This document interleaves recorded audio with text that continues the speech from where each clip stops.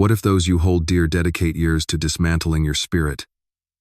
And then, one fateful day, you find within yourself the strength to reclaim it all. This is my tale, and believe me, you won't want to overlook what unfolds next. Be sure to like, subscribe, and activate notifications, for this journey is only beginning. I am Ethan Parker, 31 years of age, and the Thanksgiving dinners at my family's home have consistently resembled battlegrounds rather than joyous celebrations. Some families chuckle, exchange tales, and circulate turkey as if they are sharing affection. Is it mine? With each dish that arrived, there lingered an air of judgment, a whisper of criticism, or a sharp remark ready to slice through the atmosphere. As a child, I found myself preparing for the dining room's threshold, steeling my resolve as if I were about to endure an interrogation instead of enjoying a festive feast. My Richard Parker was truly the most dreadful. For him, success transcended mere financial gain. It was defined by the extent to which one embraced his way of life. He forged a company from the ground up during my youth, and though it ought to have been a source of inspiration, it ultimately became a tool of destruction. He donned his accomplishments as if they were a suit of armor, regarding anyone who deviated from his precise design as a source of disappointment. I held no reservations about his work ethic. However, I often questioned his capacity to perceive individuals for their true selves, rather than merely as instruments for his own success. The surroundings of my upbringing were shaped by that very environment. I found myself in the middle, caught between my older brother, Lucas Parker, who looked up to Richard Parker and became part of Parker & Sons Construction, and my younger sister, Sophie Parker, who skillfully avoided the fray by embodying the golden child. Lucas Parker stood as the designated successor, the one burdened with responsibility. The very individual Richard Parker was meticulously preparing to inherit the mantle. Sophie Parker? She effortlessly evaded consequences, her charm woven into every flutter of her lashes and every radiant smile. What about me? Indeed, I was the dreamer. The very individual Richard Parker claimed lacked backbone, the one who ventured off to college to pursue what he deemed a futile study rather than immediately stepping into a desk at his firm upon graduating high school. From a young age, I grasped the harsh truth that no matter the extent of my efforts, they would always fall short of winning his approval. Ultimately, I ceased my efforts to attain it. As Thanksgiving approached that year, I was acutely aware of the scene that awaited me. I had been thriving, surpassing the expectations of my family, yet I had chosen to keep my success under wraps. I toiled in a realm that Richard Parker had perpetually derided, the world of technology. He regarded startups and digital companies as mere fleeting phenomena, bound to collapse, in stark contrast to his own enterprise, grounded in brick and mortar, fortified by contracts, and staffed with employees in polished suits. He took every opportunity to remind me of that. Years ago, when I shared with him that I had started a company alongside a few partners, he merely rolled his eyes and remarked, "Call me when you get a real job." After that, I ceased all updates to him. The scorn it invited was hardly justifiable. As I stepped into the dining room that Thanksgiving, I was struck by the transformation of the house. Yet the essence of the people remained remarkably unchanged. The table at my parents' home stretched long enough to accommodate a dozen guests, its surface gleaming with a luster that mirrored the chandelier hanging above. The fine china was arranged meticulously, as it was each year, as if the elegance of the display could somehow mask the palpable tension that lingered in the atmosphere. Lucas Parker sat beside Richard Parker, his laughter ringing out a touch too loudly at a lackluster joke, clearly striving to demonstrate his allegiance. Sophie Parker perched beside her mother, her fingers gliding over the screen of her phone, bestowing a fleeting nod now and then as her mom leaned in to share a whispered thought. At the head of the table sat Richard Parker, the carving knife poised near his plate, reminiscent of a general's sword awaiting command. Dinner commenced as it always did, with trivial chatter, forced laughter, and courteous remarks that served merely as a prelude to the impending tempest.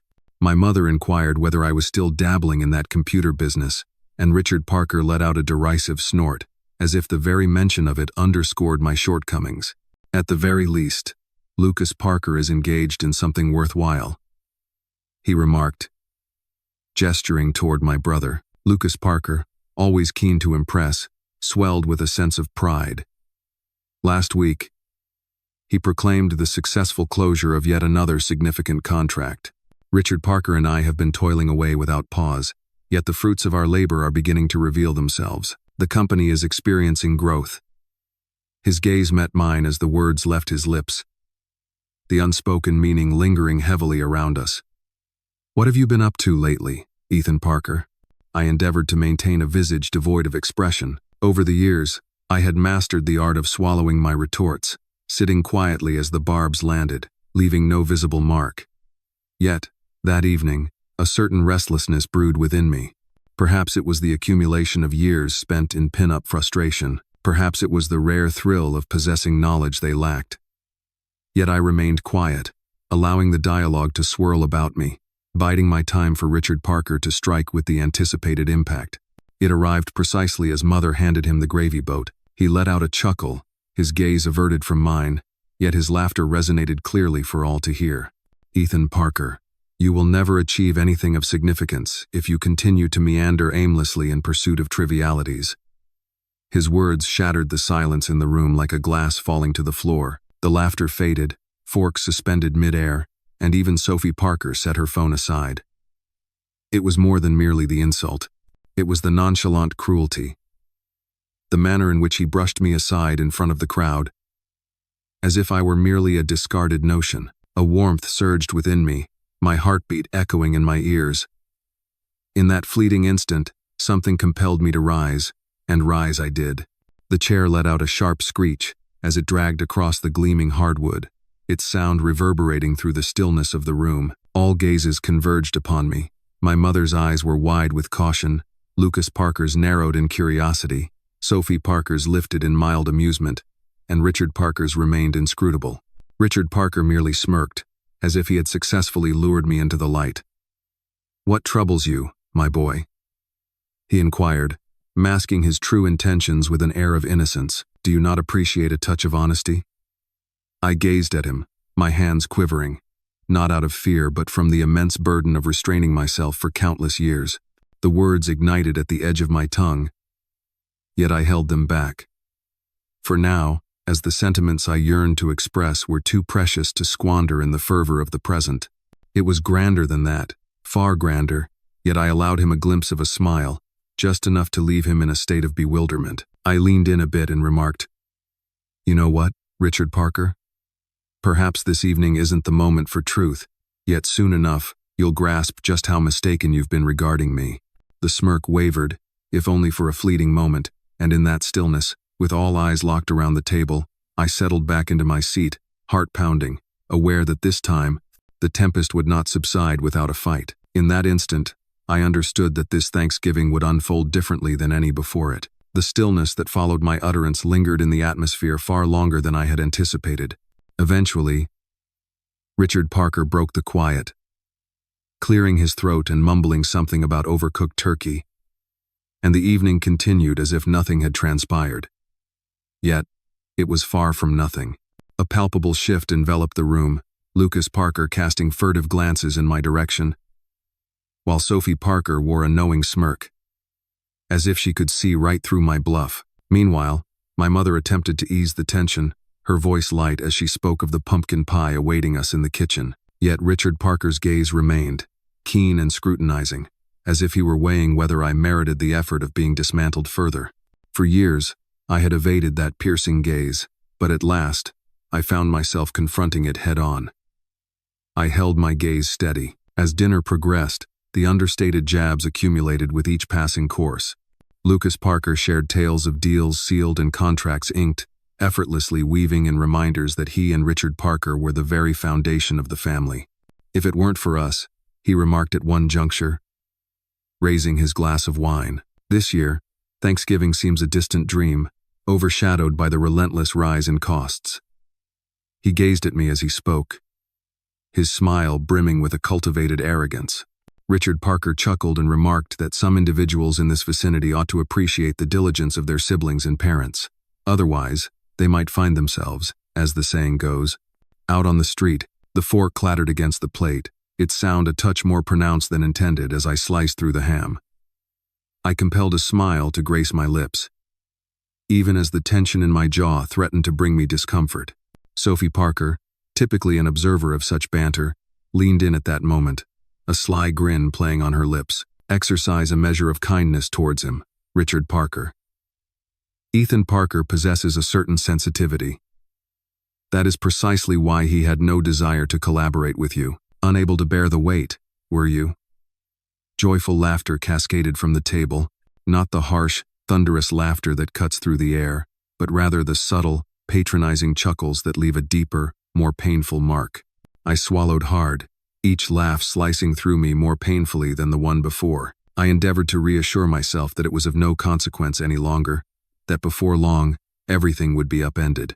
Yet, in that instant, it was utterly unavoidable to be transported back to the age of 12, seated at the familiar table, absorbing the same jests directed at me. Mother attempted to step in, her voice lacking conviction. Let us not spoil the evening's meal. Indeed, it is the season of festivities.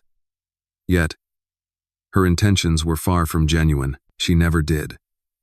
Mom had always played the role of the great peacemaker, which essentially meant she glossed over Richard Parker's cruelty without ever daring to confront it. Maintaining a facade was her forte, the type of woman who would beam for a camera even as flames engulfed the home behind her. Lucas Parker reclined in his chair, a look of unmistakable pleasure on his face. Indeed, Ethan Parker, the clock has not yet run out. Richard Parker might be able to secure a position for you within the company. It may not hold any significant weight, yet there could be a detail lurking in the shadows of the back office. Documentation. Submitting. You have always had a knack for computers, haven't you? He wore a sly grin, anticipating the response he sought. Richard Parker nodded with a knowing air, as though Lucas Parker had just bestowed upon me a lifeline. Indeed, something modest, superior to absence. In that manner, you avoid aimlessly meandering and squandering your precious time. Consider it our way of extending a helping hand to you. I tightened my fists beneath the table, my nails carving crescent shapes into my palms. For years, I had conditioned myself to withstand moments like this, to convince myself that it wasn't worth the struggle. Yet, on this occasion, their words merely ignited my resolve. Each self-satisfied grin, every condescending remark, every reiteration of the hierarchy they had established, all of it was culminating in a greater purpose. They believed they were bringing me to my knees. Unbeknownst to them, they were honing my edge. Sophie Parker interjected once more, her head tilting with an air of innocence. Perhaps, Ethan Parker, it would be wise to consider your decision before collaborating with Richard Parker. It would be unwise to put him in a position of embarrassment before the clients. Do you recall the time when you... She began recounting a tale from the past, one that had slipped from my memory over the years, about a presentation I delivered in high school that didn't quite go as planned. She embellished every detail, transforming it into a comedic performance for the table. Lucas Parker's laughter bubbled forth, so infectious that he almost tipped his wine over. Richard Parker shook his head, remarking that some things remained constant. The warmth crept into my cheeks, yet I willed myself to maintain composure. I allowed them to complete their tale, permitting the laughter to ebb and flow, and when the clamor eventually subsided, I placed my fork with precision upon my plate. You're right, I replied softly, a smile playing on my lips that caused Lucas Parker to narrow his eyes at me in suspicion. Certain elements remained constant.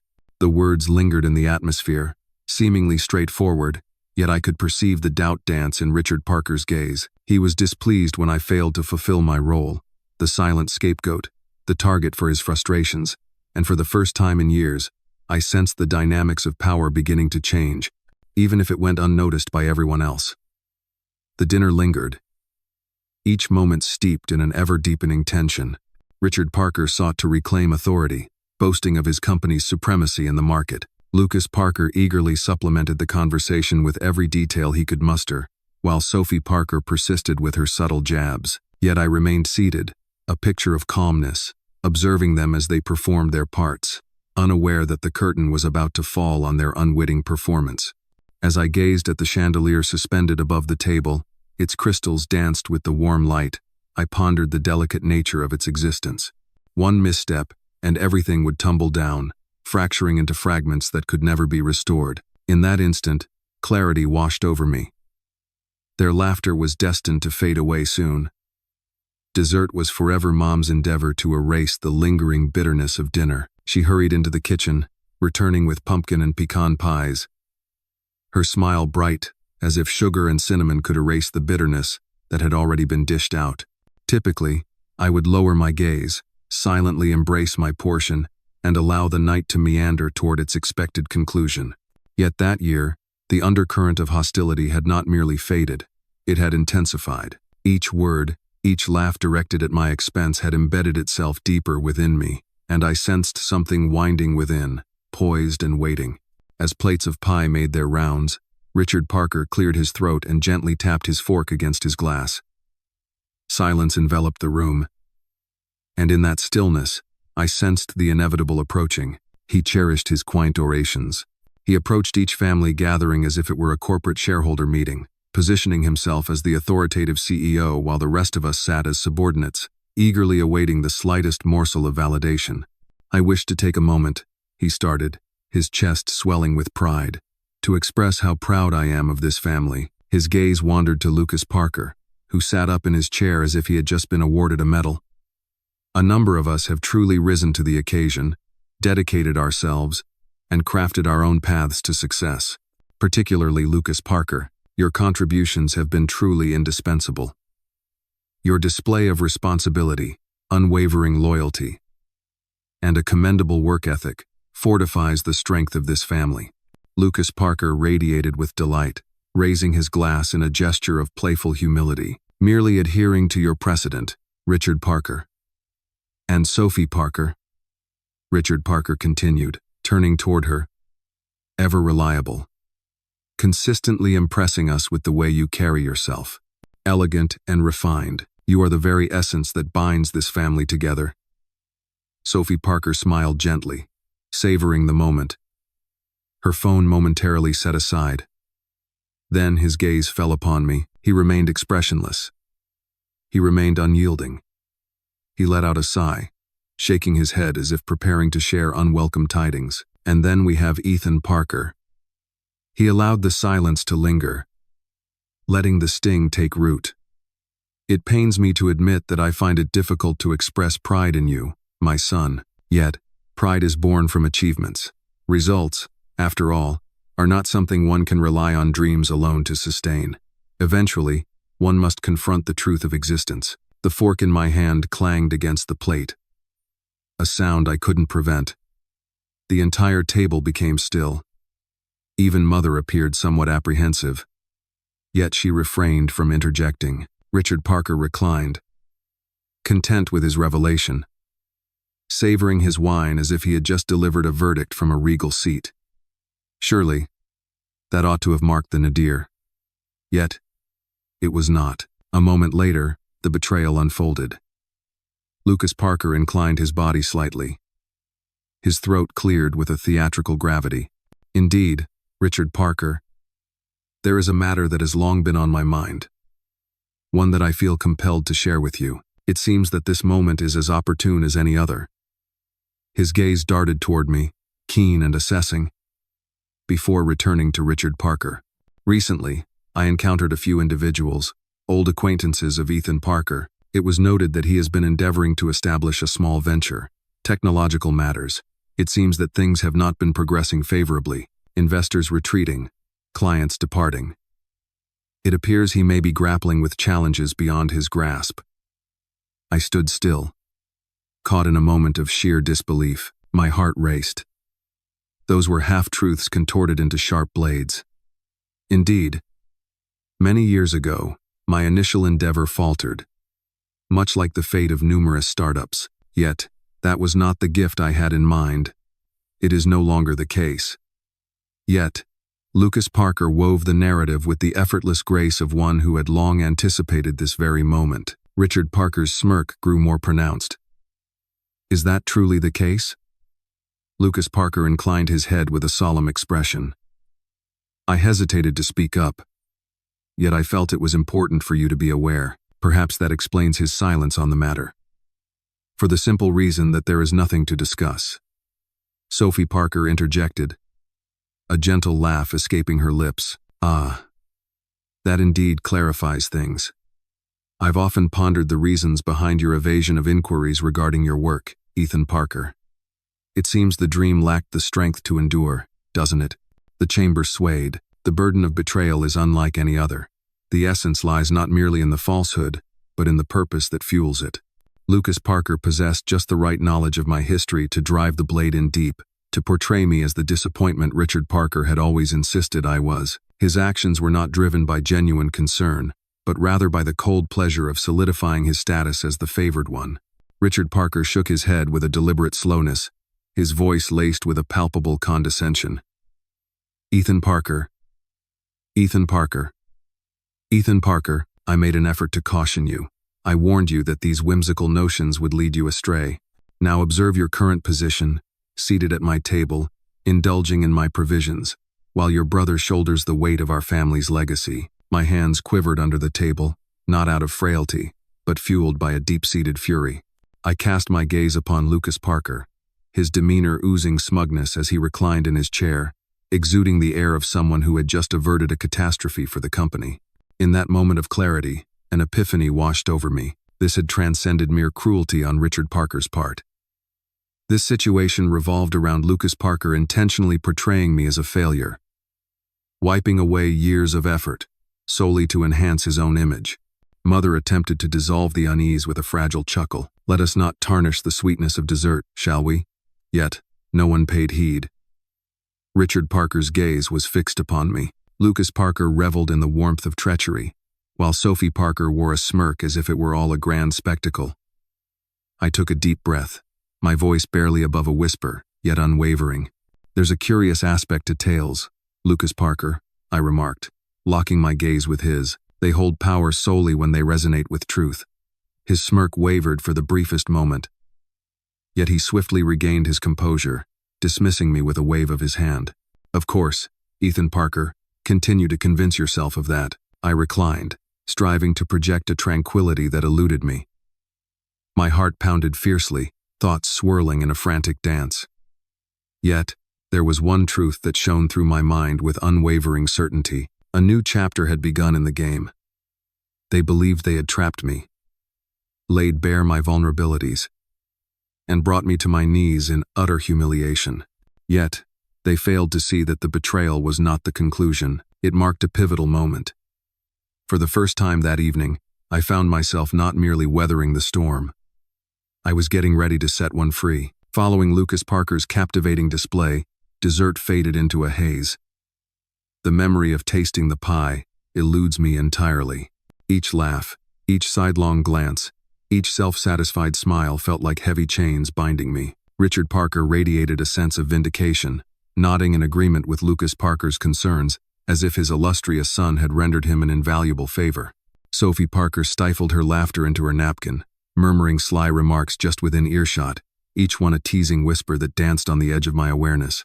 Mom sat there, her gaze fixed on her plate, lips pressed together in a tight line, deliberately avoiding my eyes. I yearned to rise, to pound my fists upon the table, to proclaim the truth with such fervor that the chandelier trembled. Yet, I refrained, for in that instant, a perilous truth dawned upon me. Regardless of my words, they remained unconvinced. They were reluctant to accept my truth. The version of me they crafted, the failure, the dreamer, the disappointment, slotted too perfectly into the narrative they spun for themselves. Should I attempt to shatter it now, armed solely with my words as evidence, it would resonate with silence. Thus, I remained seated. I granted them their triumph. I compelled myself to chew, to offer a faint smile, to behave as if I hadn't just been laid bare before my family. My silence was not an act of surrender. It was a calculated maneuver. Yet, that did not simplify matters. Following dinner, Lucas Parker and Richard Parker withdrew to the study, cigars in hand, their laughter and the sound of clinking glasses echoing through the walls. Sophie Parker ascended the staircase alongside Mom, ostensibly to assist with the tidying, though in truth, they were probably exchanging whispers about my unfortunate state. I lingered in the dining room, gazing at the vacant plates, the remnants of wine in half-filled glasses, and the crumbs strewn about like the aftermath of a skirmish. My hands trembled as I arranged the dishes, not out of frailty but from the overwhelming weight of maintaining my composure.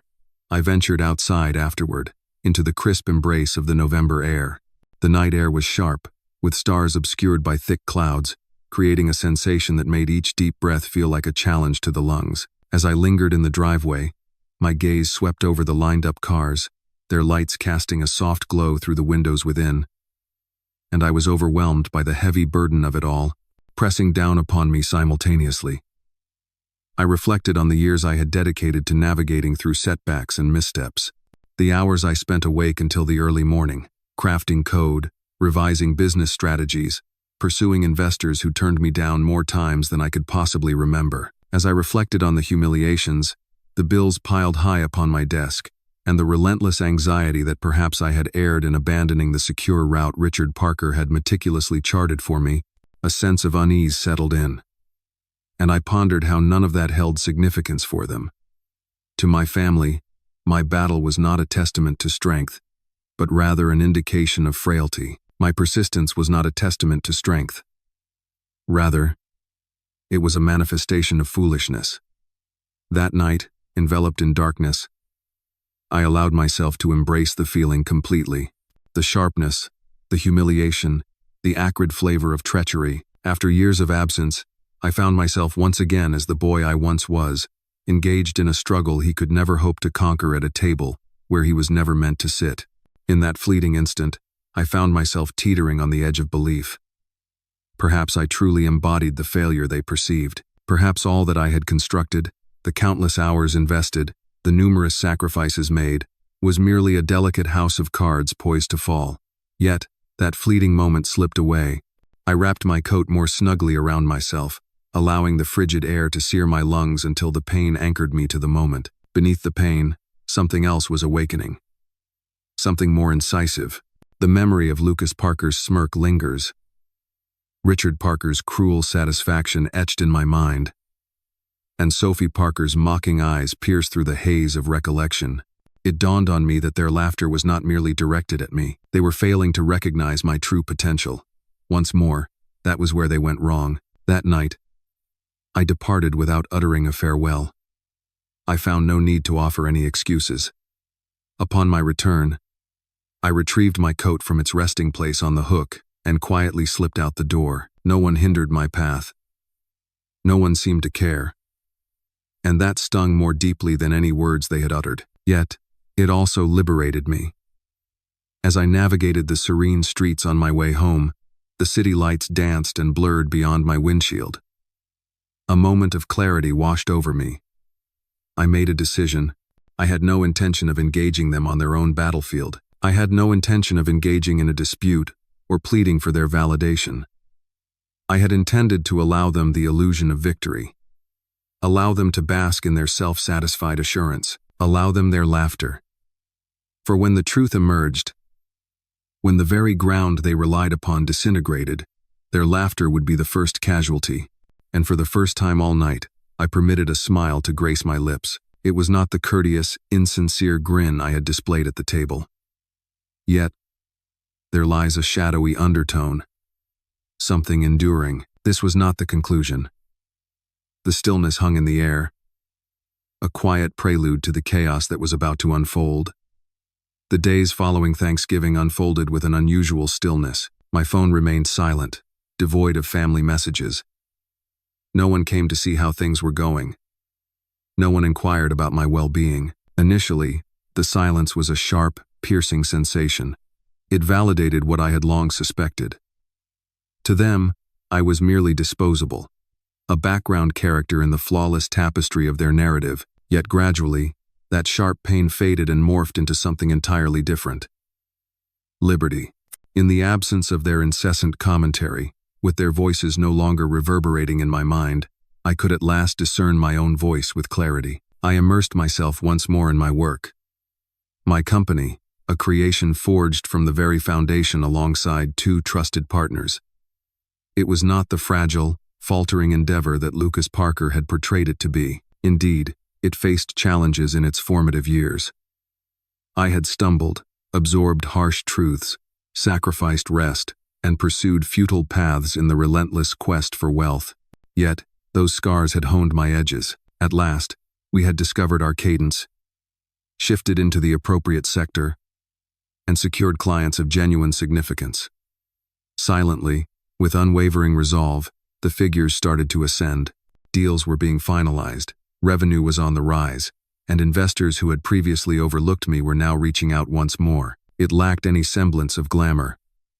Most days unfolded in a haze of extended meetings, coding marathons, contract discussions, and late-night creative collaborations with my team. Yet, for the first time, the endeavor seemed less akin to ascending a mountain and more reminiscent of racing downhill. Propelled by an invigorating force behind me, each modest triumph layered upon the previous one, until they transcended their initial insignificance. Each morning, I would rise to examine the metrics, and they would reveal improvements over the previous day. And then the following day, I chose not to share this with my family. I chose not to share it online. I held my secrets tightly, allowing them to dwell in the dim light of their own misconceptions. A peculiar sense of satisfaction washed over me, realizing that as they chuckled at my expense, my world was subtly transforming in the background. As spring approached, the change became anything but subtle. An influential figure in the industry has approached us, expressing interest in forming a partnership. What began as a single meeting swiftly evolved into 3, and soon enough, we found ourselves engaged in serious discussions. The sort of conversations that caused my partner's eyes to widen and their voices to lower in astonishment. "Are you aware of the implications of this?" A hushed voice emerged, following the conference call. "This has the potential to alter the course of everything." I came to that realization, yet I maintained my composure. I had come to understand, through difficult experiences, the importance of restraint in celebration. Yet, beneath the surface, I was aware. The tide was not merely shifting, it was on the verge of propelling me ahead. In the interim, I began to transform as well. It wasn't solely about the finances, although the expanding bank account undeniably played a significant role. I bore myself in a manner distinct from before. As I entered the meetings, a newfound confidence enveloped me, and I no longer felt as though I was pleading for an opportunity. I found myself assessing them. As others spoke, I absorbed their words with a sense of assurance rather than doubt. The years of dismantling had, in a peculiar way, equipped me for this moment. I had endured each insult, each dismissal that came my way. In the realm of reality, I stood invincible. Beyond the confines of my professional life, I began to construct a reality unshackled from the lingering shadows of my family's past. In my new downtown apartment, I found a haven of spaciousness and light, where floor-to-ceiling windows framed a breathtaking view of the cityscape. I populated it with items of my own selection, rather than those passed down or bequeathed to me. I forged new connections, individuals who valued me for my true self, rather than the version they imagined I ought to embody. For the very first time in my existence, I sensed that I was firmly planted on solid earth, a foundation I had crafted with my own hands. Yet, success possesses an uncanny ability to return to those who once overlooked you. With the emergence of our company's name in articles and industry newsletters, I observed a notable transformation. Familiar faces from the past started to reconnect, offering their congratulations, suggesting coffee meetings, and subtly alluding to potential opportunities. Even some distant relatives reached out now and then, their messages a delicate balance of politeness and veiled curiosity, hinting at underlying motives. And then, on a balmy night in early summer, it came to pass. As I sat in my office, poring over figures that seemed almost dreamlike, my phone suddenly buzzed. A note from Sophie Parker. "Hello, it's been a while since we last connected. I've come across some intriguing information regarding your company. Richard Parker and Lucas Parker engaged in a conversation about it just the other day. Reach out to me at your earliest convenience."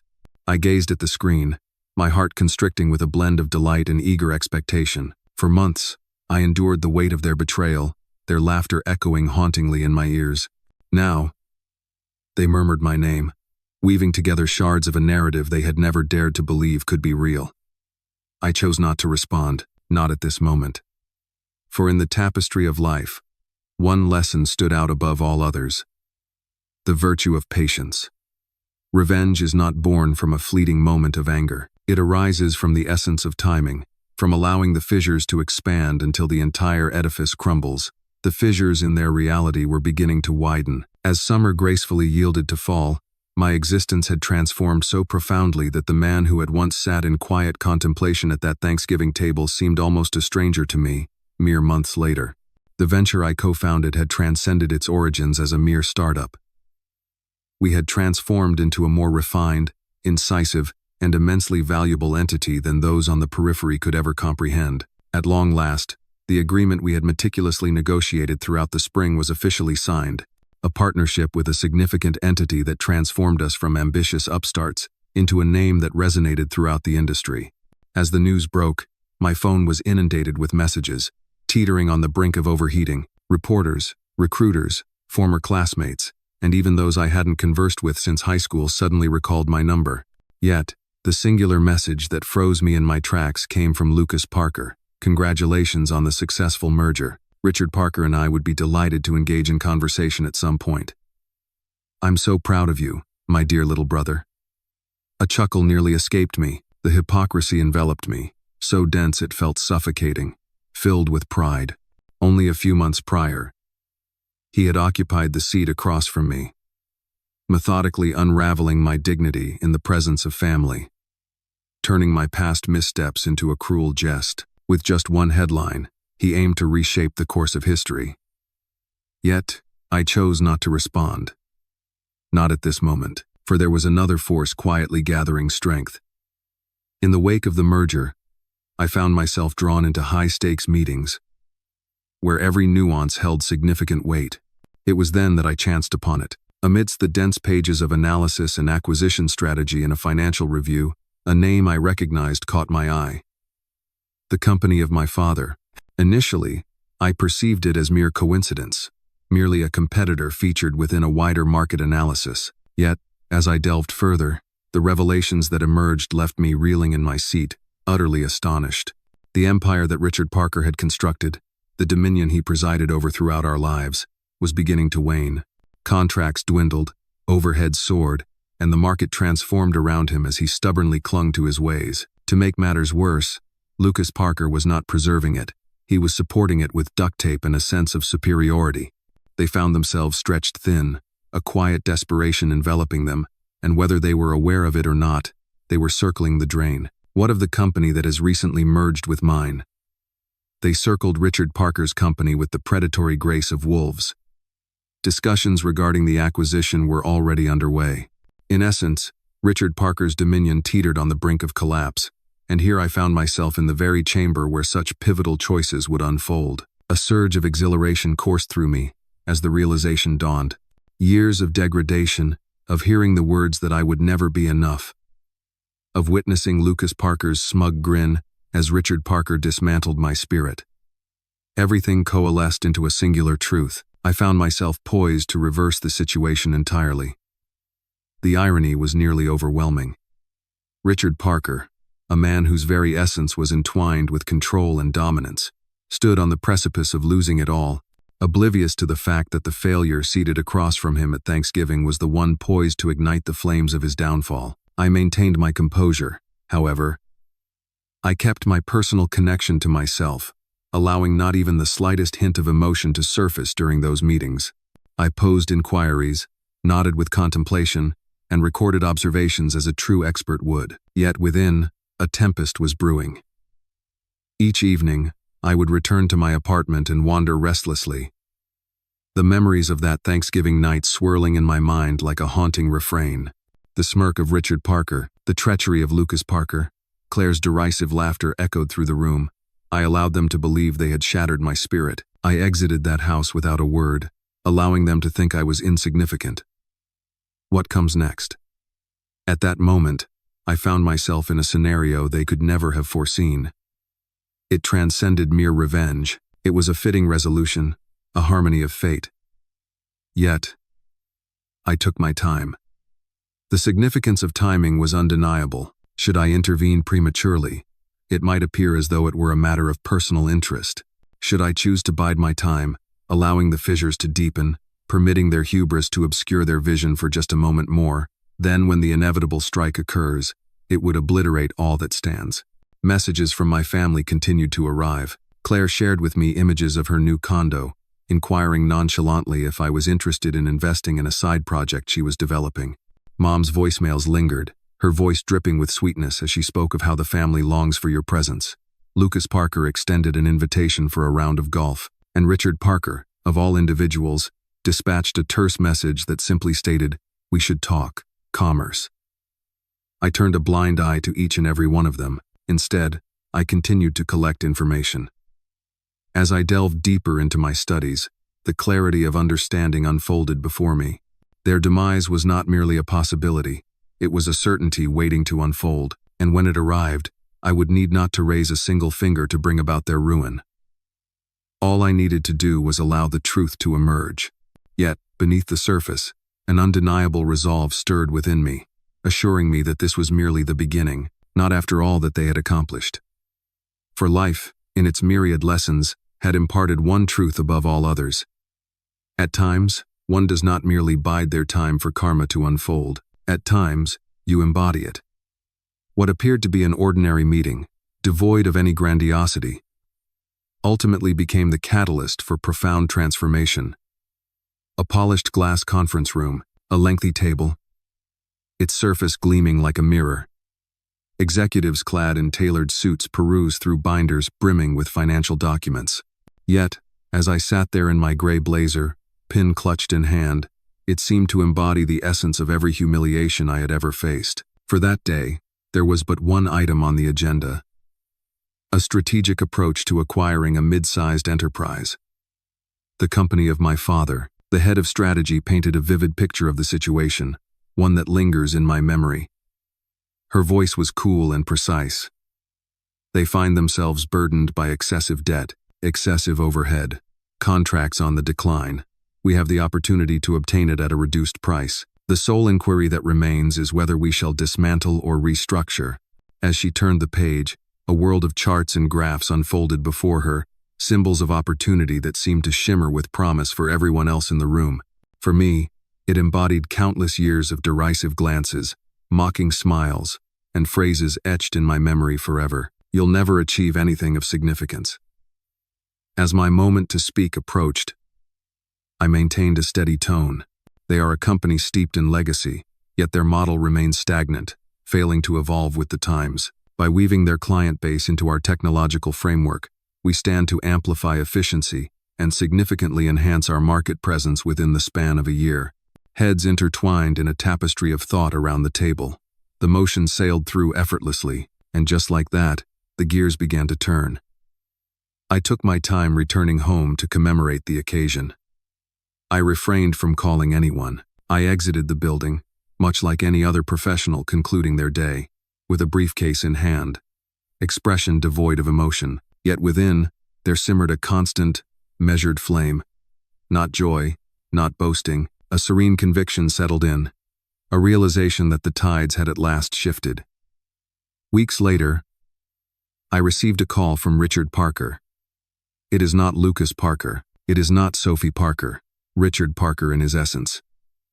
I allowed it to ring twice before finally picking up. His voice had dropped to a pitch I scarcely recalled, devoid of the familiar, authoritative resonance. Ethan Parker. It is imperative that we have a conversation. I reclined in my chair, gazing at the city skyline beyond my office window. Concerning what matter? A moment of silence lingered in the air. A hesitation I had never encountered in his voice before. Commerce. I see that you are part of the team evaluating my company. A smile graced my lips, though it remained hidden from his view. Indeed, in a moment that felt surreal, my father found himself at a loss for words for the very first time. The silence lingered for what felt like an eternity, prompting me to finally interject. Funny, isn't it? You often reminded me that I would never achieve anything of significance. And now, we find ourselves, at this moment, as the deal reached its conclusion and the papers were signed. It unfolded quietly, devoid of any public spectacle. There unfolded no grandiloquent press conference. There shall be no cacophony of voices clashing over the dinner table. Silence enveloped the surroundings. Clinical in nature. The company of my father, his sense of pride. The mark he left behind. Transformed into our own. Contracts have been altered. Assets have been absorbed. Staff have been reassigned. What had once served as the foundation of his authority now lay within my purview.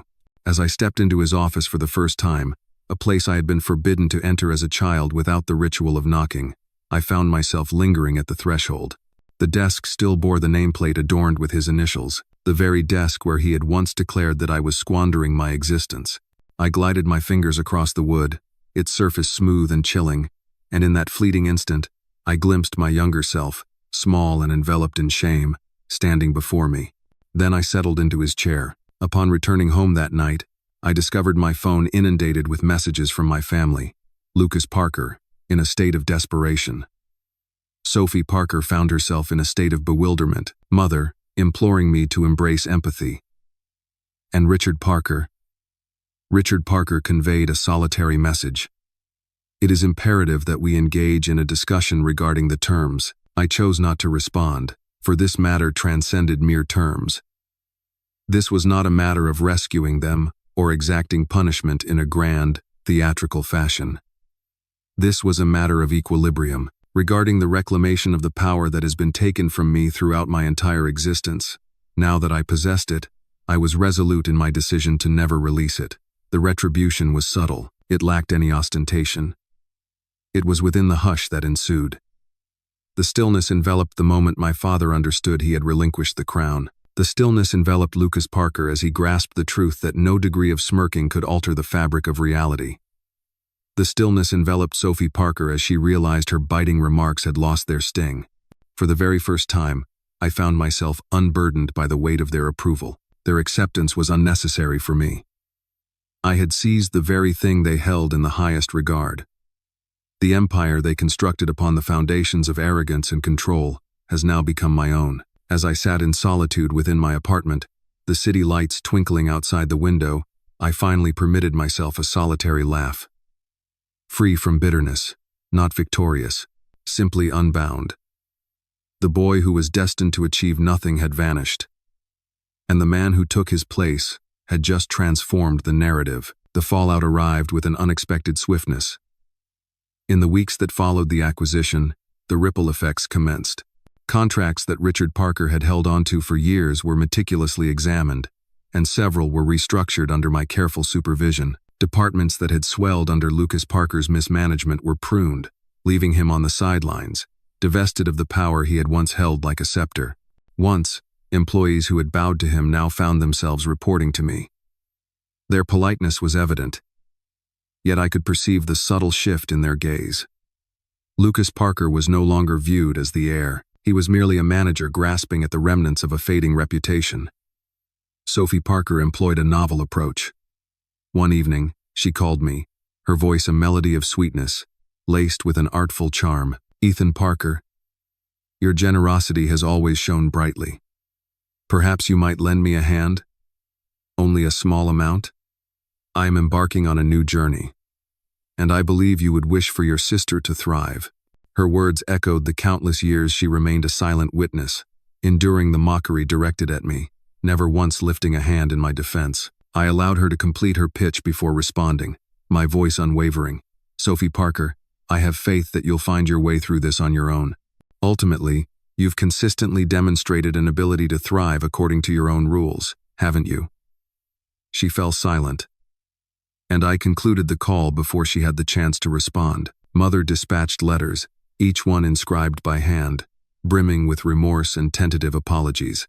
She expressed her longing for having done more to shield me, lamenting how Richard Parker's voice overshadowed her own, and her desire for us to reunite as a family once more. Every word was absorbed, and despite the ache within, I carefully folded the letters and tucked them away in a drawer. Forgiveness, however, does not diminish the weight of those years spent in silence. The moments when she opted for comfort instead of courage remain etched in time, and Richard Parker, my father, the man who once commanded every space he entered, was the one who succumbed the most profoundly. He summoned me to his office for one final meeting. The office that had ceased to belong to him. He sat opposite me, diminished in presence, his voice now a gravelly whisper, worn and weary. "You don't understand," he murmured softly. "That company consumed my very existence. With my own hands, I crafted it into existence. Each brick laid, every contract signed, every sleepless night, it was all me." His gaze, once piercing and authoritative, sought out a trace of compassion in my own. "That cannot be taken from you." I leaned in, my hands intertwined upon the desk, the very desk that had once served as his sacred altar. "I did not remove it, Richard Parker. You relinquished it the instant you ceased to listen. The moment you chose pride over the possibility of transformation, I found myself standing there, the sole witness as the house of cards came tumbling down. For the very first time, my father found himself without an answer. There will be no lecture. There shall be no sharp words spoken, only silence. As he rose to depart, his shoulders slumped. A realization dawned upon me. This had transcended the need for me to demonstrate his error. It was a moment of revelation, a chance to perceive him in his true essence. A man who had constructed barriers so towering around his being that when they ultimately crumbled, he found himself with nothing remaining. Thus, the family dinners came to a close after that moment. As Thanksgiving approached the next year, there was an absence of invitations, no obligatory gatherings, and no space filled with sharp comments. They dispersed. Lucas Parker, nursing his wounded pride. Sophie Parker, in pursuit of her own survival. Mom, penning letters to a son she no longer knew how to reach. And Richard Parker, retreating into the shadows of a legacy that had faded away. What about me? They had become unnecessary to me.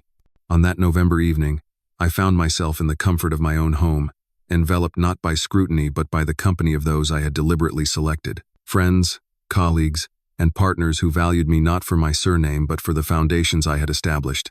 The room resonated with laughter, authentic and inviting, a sound I had yet to experience at my family's table. As the night deepened, I found myself on my balcony, the city pulsating with life below, and my mind wandered back to that Thanksgiving when Richard Parker's laughter echoed in my ears, his words echoed in my mind, a sharp sting accompanied by an unsettling silence that lingered in the air. And then I recalled the expression that crossed his face when he comprehended that the company which had acquired his empire, his pride, now belonged to me. The frigid air embraced my lungs, while my smile unfolded with a deliberate grace. Ultimately, I not only disproved him, I crafted a new version of the tale. And that became the last offering they bestowed upon me. The fervor to ascend, coupled with the thrill of witnessing their empire disintegrate from the very seat they claimed I would never attain.